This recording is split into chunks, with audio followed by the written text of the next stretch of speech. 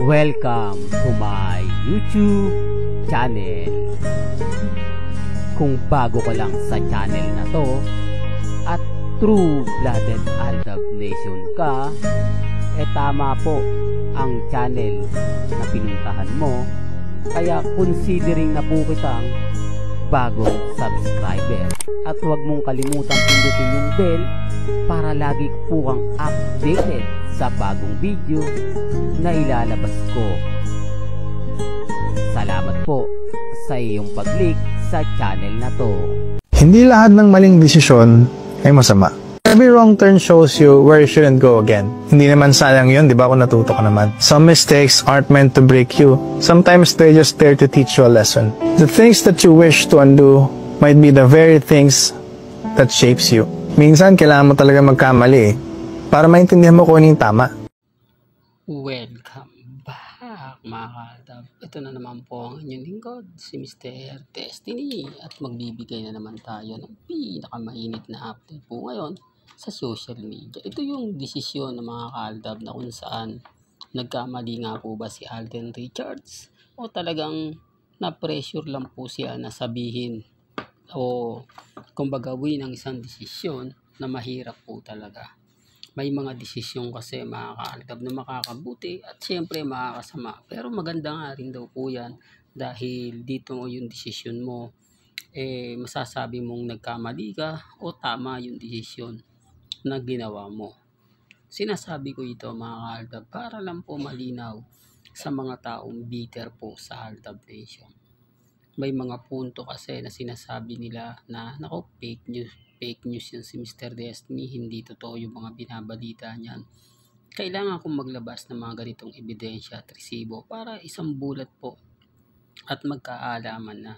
May mga punto kasi na bakit sasabihin to ni Alden Richards, bakit magsasalita siya ng mga ganitong desisyon na wala namang kinalaman, di po ba, sa kanyang karir sa showbiz. Ito yung desisyon sa buhay po niya. Desisyon kung saan nga po mga kaaldab, may mga mali siyang desisyon. Pero siguro na pressure lang po siya. Kaya nga na sinabi natin, yung sindikato nga po sa Itbulaga ang nagpa-pressure kay Alden Richards at kay Maine Paul Carson. Medyo ang katumbas naman daw po nito ay paglago at pagkarir o pagiging kumbaga successful ng karir ni Alden Richards. Kaya nga sabi nga ni Alden, yung desisyon na sa pamilya nagkamali siya.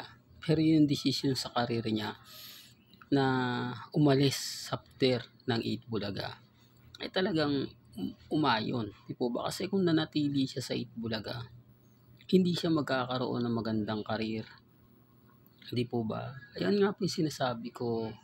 Kasi si Mengay po, tinali po talaga nila Talagang hindi nila binigyan ng magandang break, magandang pagkakataon.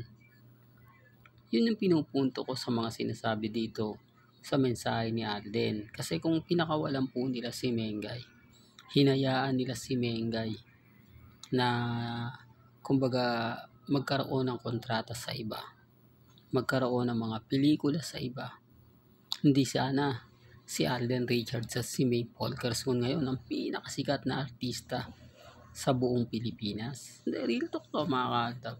O baka sabihin nyo, hindi, binigyan naman niya ng Star Cinema. Black Sheep po yun, sister company ng ABS-CBN. Pero hindi po siya totally, kumbaga malaking project. Kumbaga indie film lang siya. Alam nyo naman po ang indie film, yan yung pinakamaliit na budget po. Hindi katulad ng mga production ng ABS-CBN, GMA Network, Star Cinema, di po ba, GMA Films. Yan yung malalaking ponto. Hindi katulad ng indie film na maliit lang talaga yung budget. Na kung saan kumita naman po ng malaki at napakalaki naman po talaga ng kinita ng Black Sheep. Hindi nga inilabas sa social media kung magkano nga po ba talaga ang total na kinita ng pelikula nila Carlo at ni Maine Paul Carson. O baka sabihin nyo, layo na yan, Mr. Destiny, sa topic mo. Alam mo, maggulo ka minsan mag-update. Pasensya na po kasi may mga bagay-bagay na itong mga sinasabi ko, hindi naman po ito scripted eh.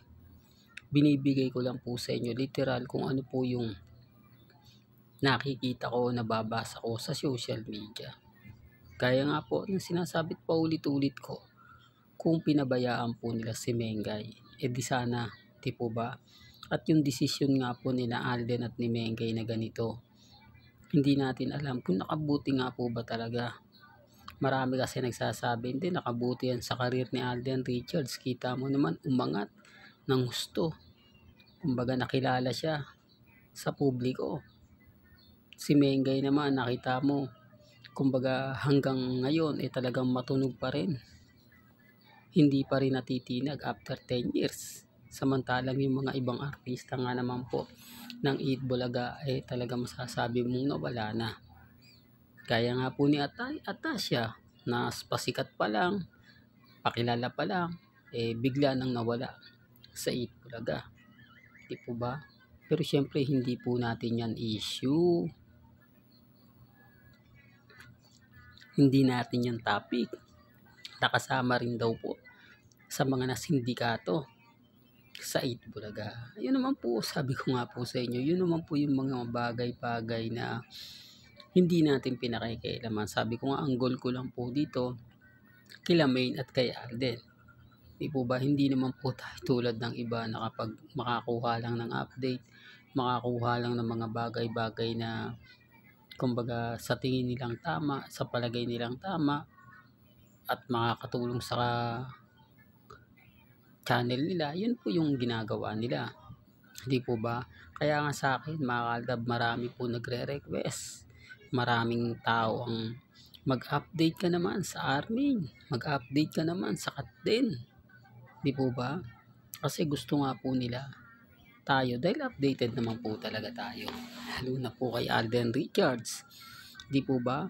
Kay Catherine, sa totoo lang po, ako nga po na nakakita ng mga update sa Instagram ni na Catherine, pero syempre hindi na natin yan pinapansin. Gaya na sinabi ko, kapag may mainit pong pinag-uusapan, tinatalakay gamit ang pangalan ni Alden Richards, abay hindi po tayo magpapahuligan. Sa pool agad po natin yan. Maliban lang po kung yung ang issue sa iba, walang sabit yung Aldab, hindi nakadikit yung pangalan ni Alden Richards, hindi nakadikit yung pangalan ni Mengay, abay hindi na natin papansinin yan. Ito yung literal na po, na exclusive lang po para sa Aldab Nation. Si Mr. Destiny, bagamat nagbibigay tayo ng update sa iba, for the sake of ano lang yon, palatastas. Di po ba? Pero sabi ko nga po sa inyo, masaya po ako sa mga nangyayari ngayon. Masaya ako dahil unti-unti na nga pong lumalabas. Unti-unti na nga pong nagpaparamdam sa isa't isa. Sila Mengay at si Alden. Hindi na natin kailangan pang maghanap ng mga update para lang po ebidensya at resibo. Tama na po yung mga ganitong pasaring na mga sinasabi ni na Alden at ni Main. Mga post ni Mengay sa Facebook na literal naman po talaga. Doon pa lang mapapaisip na yung iba. Doon pa lang masasabi nyo ng tamad na si Mengay mag-post. Bakit kaya? Ito yung mga main fanatics na matagal na. Ito yung mga main fanatics na simula 2015 nakatutok na kay Mengay na dating Aldab din po. Sila po ngayon yung nagpo-push kay Mengay para mag-post, para mag-update. Sila po yung nananatiling matatag na kakampi ni Mengay. Hindi tulad ng Armin na talagang bumaliktad na. Yung iba nga po, pumapabor na sa akin para kay Alden. Dahil nga po sa galit nila kay Congressman Arjo, kumampi na sila para sa Aldab Nation. Sinasabi ko lang po ito mga Aldab para lang po malinaw, para lang klaro. Dahil totoo naman pong walang kasalanan si Mengay. Biktima lang po siya sa social media. Well, hanggang dito na lang po ang ating latest updates. Kaya kung gusto nyo pa po ng pinaka-latest at mga sariwang update, abay lagi lang po kayong tututok dito po sa channel ni Mr. Destiny para updated po kayo sa mga bago at sa mga latest po na i-upload po natin maya-maya lang. Kaya kung bago ka lang sa channel na to at isa kang true-blooded Aldab Nation na nagmamahal kina Mengay at Tisoy, tama po ang channel na pinuntahan mo, kaya consider na po kitang bagong subscriber. At huwag kalimutang i-share ang mga video po natin sa mga mami, sa mga titas at sa mga senyor. Hanggang sa muli, salamat po sa panonood at pakikinig.